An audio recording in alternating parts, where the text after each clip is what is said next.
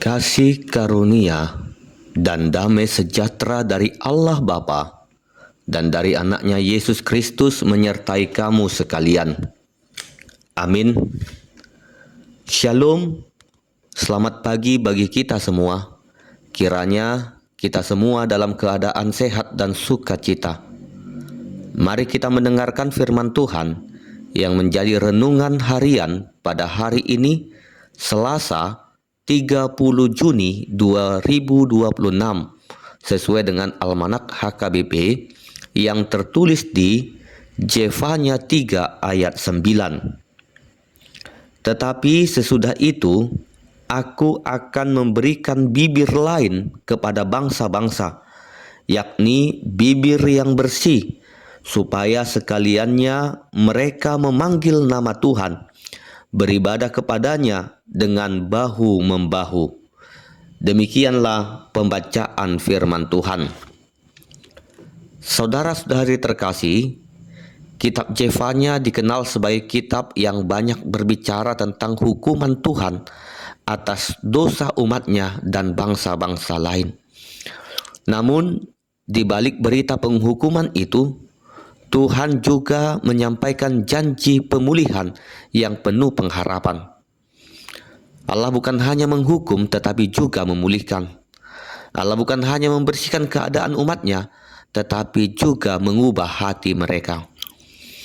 Di dalam ayat yang menjadi renungan harian pada hari ini, Tuhan berjanji, "Aku akan memberikan bibir yang bersih." Kalimat ini memiliki makna yang sangat dalam. Bibir melambangkan perkataan seseorang, sedangkan perkataan mencerminkan isi hati. Yesus sendiri berkata dalam Matius 12 ayat 34, "Karena yang diucapkan mulut meluap dari hati." Jadi ketika Tuhan membersihkan bibir seseorang, sebenarnya Tuhan sedang membersihkan hati dan kehidupannya. Manusia sering memakai mulutnya untuk berdusta, memfitnah, mengutuk, menyakiti orang lain, atau mengucapkan kata-kata yang tidak baik. Bahkan banyak orang yang memakai mulut untuk memuji Tuhan pada hari Minggu, tetapi pada hari-hari lainnya menggunakan mulut yang sama untuk menyebarkan kebencian dan kemarahan. Firman Tuhan mengingatkan bahwa kehidupan yang telah dipulihkan akan menghasilkan perkataan yang dipulihkan juga. Janji Tuhan ini juga menunjukkan bahwa perubahan sejati bukan berasal dari usaha manusia, melainkan dari karya Allah sendiri. Tuhan berkata, "Aku akan memberikan." Artinya Tuhan sendiri yang mengambil inisiatif untuk mengubah manusia.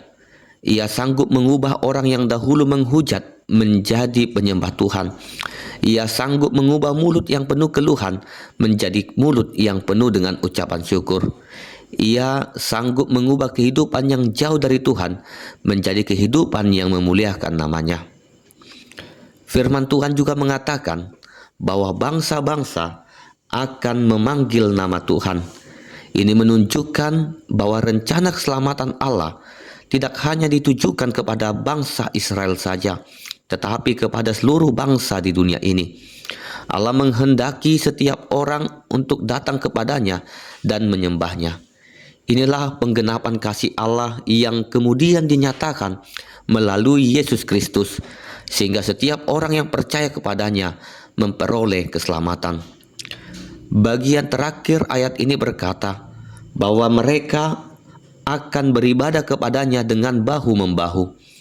Gambaran ini menunjukkan kesatuan. Orang-orang yang telah disucikan Tuhan tidak lagi hidup dalam perpecahan, iri hati atau persaingan. Mereka bersama-sama melayani Tuhan dengan satu hati dan satu tujuan. Gereja Tuhan dipanggil menjadi komunitas yang saling menopang, saling menguatkan, dan bekerja sama untuk memuliakan namanya. Saudara-saudari yang dikasihi Tuhan, dunia saat ini membutuhkan lebih banyak orang percaya yang bukan hanya rajin berbicara tentang Tuhan, tetapi juga memperlihatkan karakter Kristus melalui perkataan mereka.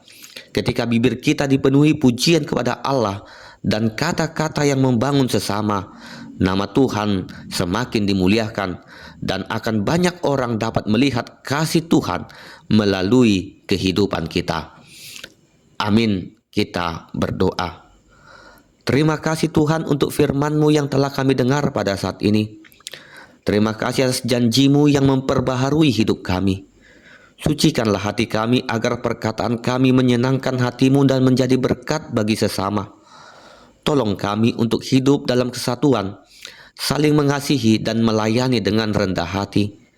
Pakailah hidup kami untuk memuliakan nama-Mu dan menjadi saksi kasih-Mu dimanapun kami berada.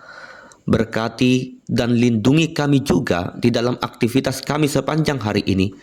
Di dalam nama anak-Mu, Tuhan Yesus Kristus, kami berdoa dan mengucap syukur.